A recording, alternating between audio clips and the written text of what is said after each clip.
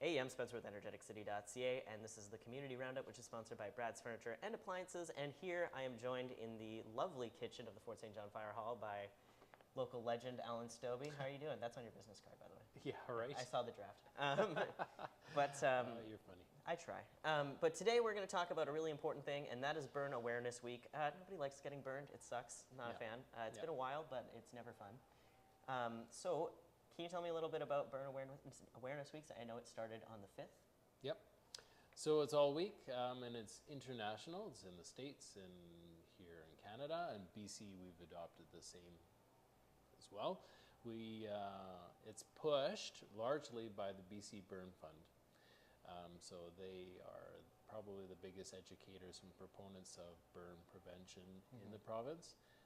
And so a huge shout out to that organization. They do a really good job. Yeah. And they do know their burns. Absolutely, yeah.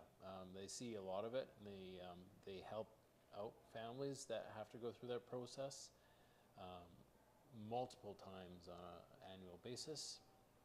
And they just are trying to avoid the harm that comes out of it, right? Yeah. So, yeah. I know that you got a lovely fact sheet that you sent me. So can you tell me how many patients are usually seen at the BC Children's Hospital every year for burn or burn-related injuries, which I guess would just be burns? I'm going to just quickly go to my stats sheet for that too. There he goes. So we got approximately 150 patients with new burn injuries that are treated in the BC Children's Hospital each year alone. That's a lot of burns. Yeah, so these stats are largely for or related to children. Okay, and right? how are these children getting burned usually? Well, here, let's look at some of these stats. Scald burns account for 70% of all burns in children. A scald. So that's a hot liquid, right? So it's not really touching fire per se. It's a hot cup of tea, coffee, maybe a bath water that a child's been placed in that wasn't checked, right? Even the tap water itself can be just too hot. My old apartment was really bad for I'm really bad for cranking the hot water and then like a little bit of cold water, which you couldn't do in my old apartment because you would get scalded. Like very, like I think my scaldings were weekly at that point, if not daily. Yeah, exactly. So, I mean, it's a process, it's a mental thought that, okay, I'll turn on my cold first and then the hot, like you say, just to make sure that it's safe for the kids.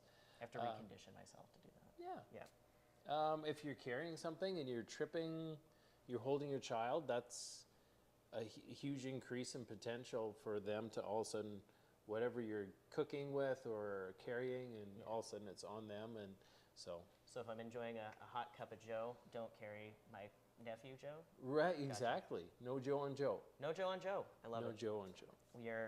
We should start marketing. So how old are these kids usually when they're burned? Let's see if I've got the ages in the stats. They're usually young. So toddlers are the extra kind of at risk. That's fair. They do touch everything. Yeah, they're learning. That's how they learn, and they just don't know enough, right? So they're relying on us, the adults, to protect them. Absolutely. Yep. And most burns, which most scalds happen in the kitchen. Yep. So what can I do to keep my children and pets safe? Also, they have a really great fan, like stove fan, which I guess it's going right now. Yeah. Really? Can you hear it? No. Amazing. It's modern technology. So how do I keep my kids and pets free or safe in the kitchen? Keep a pet/child free zone, so nobody's going to trip on your fuzzy friend or your child and then spill the Joe on the Joe. Nice. Right. Well, not nice, but yeah. My dog is pretty notorious. We call him Captain Underfoot, and he loves to try to see if I've dropped anything on the floor in the kitchen. It's very hazardous and very annoying. Yeah. Normally they clean up the mess, but they help make the mess, right? He definitely has even stakes in both. He's a very, very hairy dog. Yeah. What else can I do to make sure that I don't scald myself or others? So if you got, let's say a cup of Joe, hot steamy Joe, make sure you got a lid on it. If you've got cups of, you can't see it, but I'm touching the counter. At the edge of the counter, you push your hot drink into the counter so the little kid doesn't reach up and grab it. They're just trying to be like mom or dad, Yeah. right? Oh, mom or dad touch that cup. What happens if I do it? Yeah. Oh, I just got burnt. They seem to love what's in that cup. I would also like some. Right. Yeah, gotcha. Little did you know we were going to bring you into the mind of a toddler today. It's always a Toddler surprise. talks. Yeah, no, exactly. I was recently one. You have recently had one. Not recently, but like, you know, you have kids. They're all old, but you know, some say you never grew up. I certainly didn't.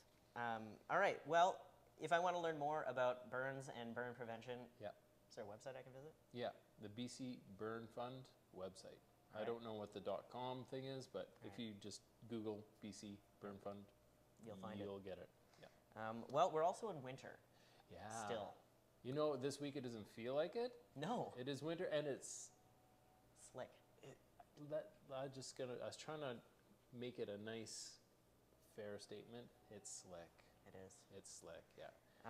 Yeah. So I'm imagining that that's going to make for some interesting road conditions. Yep. How can I stay safe while I'm driving in the winter?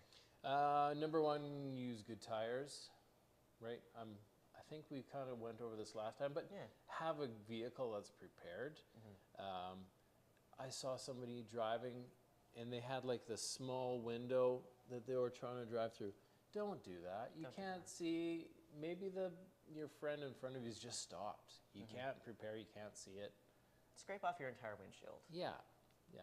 It Use costs some- nothing, except for maybe a little bit of time. But budget for that Yeah. in your time, and you'll make sure that yourself and others on the road are safe.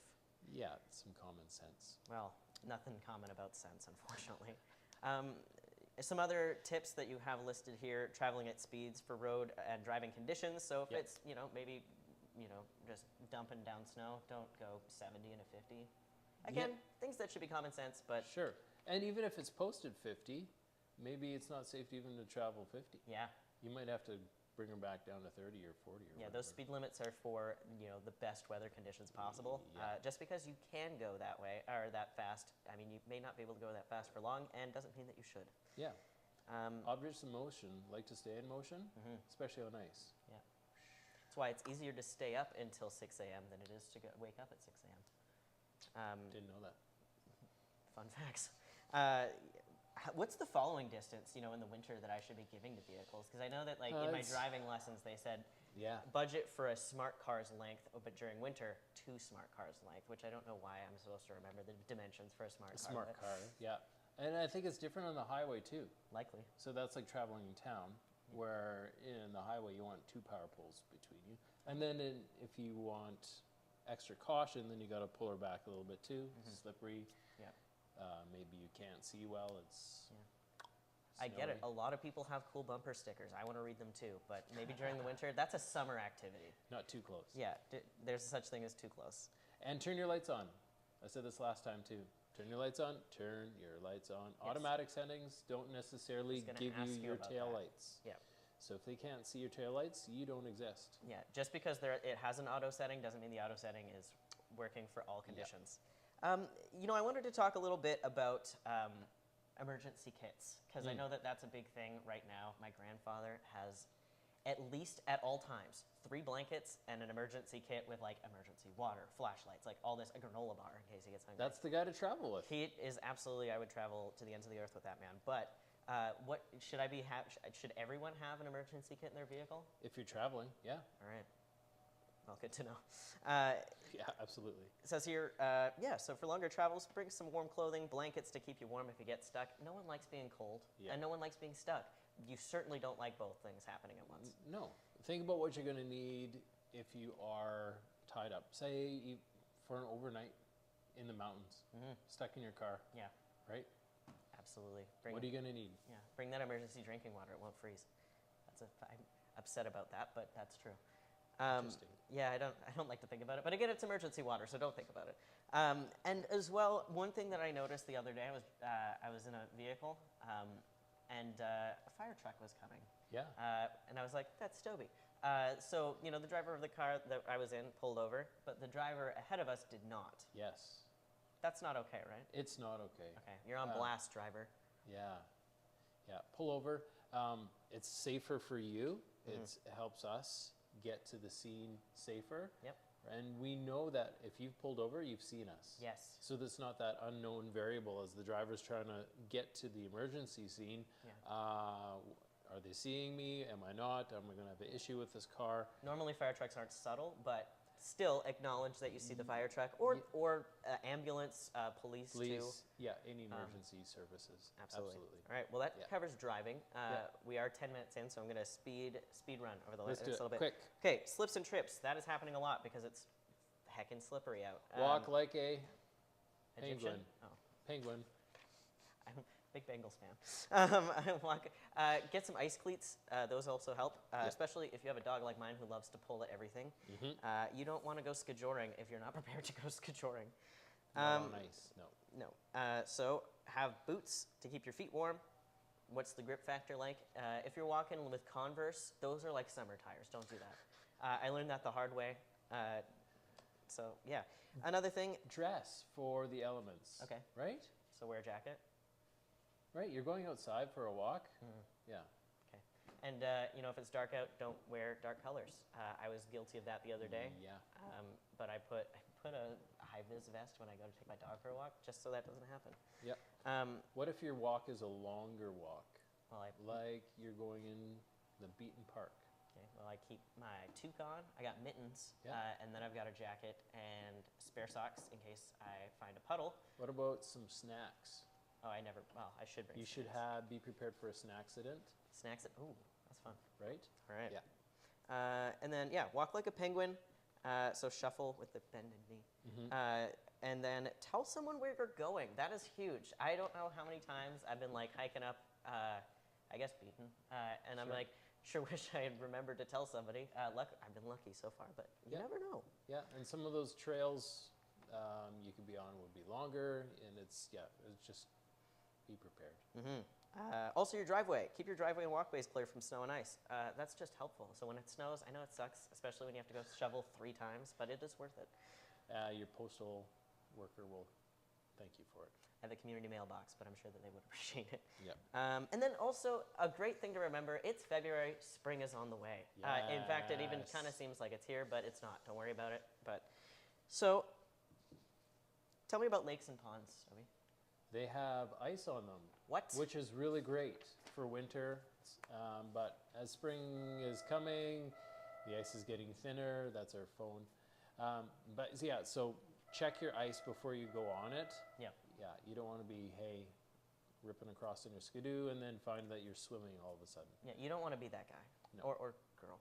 Or whatever in between. Exactly. So how do I check the ice and how Stay dry. Yeah, please. How do I check the ice and how thick do I want the ice to be before I go on it? Did we actually make note of that on there? Yes, you did. Okay, Okay, well, I'll perfect. tell you. You can tell me. Stobbe, you're supposed to stay off ice less than 5 inches thick. Thank you. People, snow machines, and ATVs need the thickness for safe travel. Yep. Check the current thickness levels before you go. Ice that is brown or white is softer and weaker than clear or blue ice. If you've seen the ice out there, it looks kind of slushy. It looks bad. Yeah, I'm hoping it might be bad. I'm hoping it freezes up before the crystal cup, which it will. God willing. Yeah, and that ice out there right now is so thick. All right, excellent. I saw snow cats on it. You know what else you should avoid when you're snowmobiling on ice? Drinking. Alcohol. Yeah. You want to have a sober mind. Yes. Alcohol is associated with a higher percentage of snowmobile drowning, so don't be that guy or girl or whatever. Yeah. Just be sober when you're operating a snowmobile on the ice. Yes. And probably off the ice as well. And now the final thing, something that we've all been having to deal with for months now, extension cords. Yes. I did see somebody lost their extension cord in intersection I want to say like a few months ago, and somebody called it a yellow snake. A snake? A road snake? A road snake. Yeah, I loved it. So what am I looking for when I'm looking for extension cords? Okay, make sure that it's rated for outdoor use. Okay.